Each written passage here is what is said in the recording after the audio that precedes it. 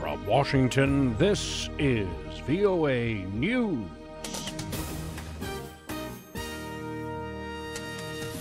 I'm Victor Beattie reporting. President Donald Trump said China's efforts to persuade North Korea to rein in its nuclear missile programs have failed. In a tweet, he said while he appreciates the efforts of President Xi and China to help with North Korea, it has not worked out. He said, "At least I know China tried." Mr. Trump also called the death Monday of American student Otto Warmbier, medically evacuated from North Korea last week in a coma, a disgrace. That should never, ever be allowed to happen. And frankly, if he were brought home sooner, I think the result would have been a lot different. He should have been brought home that same day. The result would have been a lot different. But what happened to Otto is a disgrace. And I spoke with his family. His family is incredible, what they've gone through. But he should have been brought home a long time ago. The president's remarks came on the eve of a strategic dialogue in Washington between Secretary of State Rex Tillerson and Defense Secretary Jim Mattis with their Chinese counterparts, State Councilor Jiechi and Chinese Army Chief General Fenghui.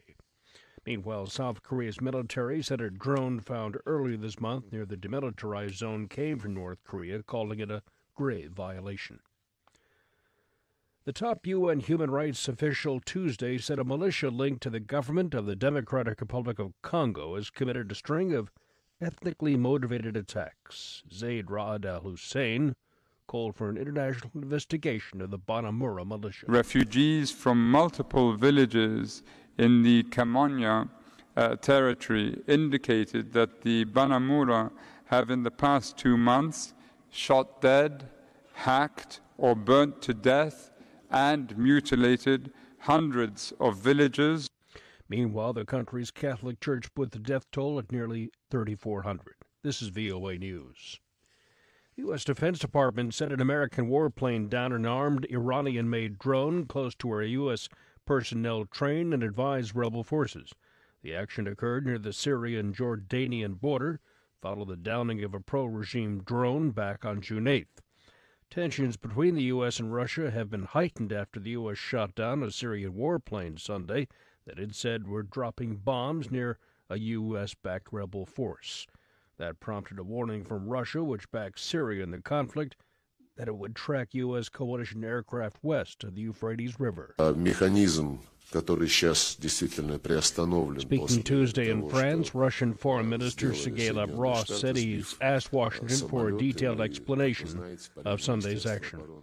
Meanwhile, airstrikes and artillery bombardments by Syrian forces resumed against rebels in Daraa, a city near Jordan. Belgian authorities Tuesday said they foiled a terror attack at the Central Station in Brussels.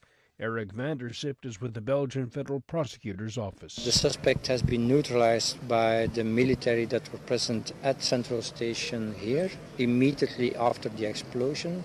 There were no other victims.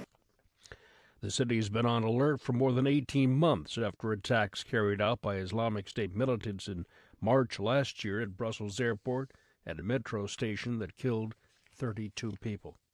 President Trump met at the White House Tuesday with his Ukrainian counterpart, Petro Poroshenko.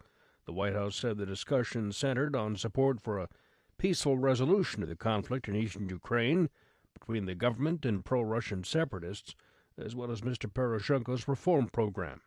White House spokesman Sean Spicer said Washington sees Russia as the aggressor in the conflict. Until they are out of eastern Ukraine, we're going to continue to have sanctions on Russia, and we believe that is Ukraine's part of Ukraine, and so therefore, until those sanctions will remain, it was something that obviously came up to discussion with the president today.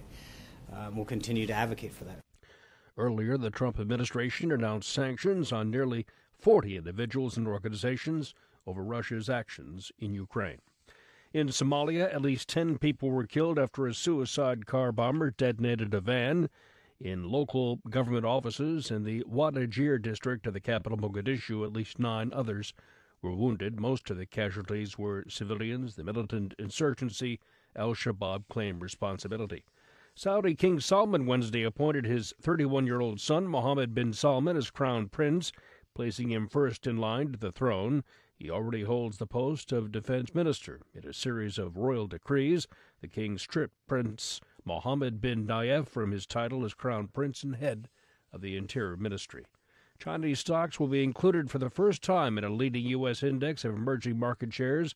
New York-based index giant MSCI says it will add more than 200 Chinese A shares beginning next year. I'm Victor Beattie, VOA News. That's the latest world news from VOA.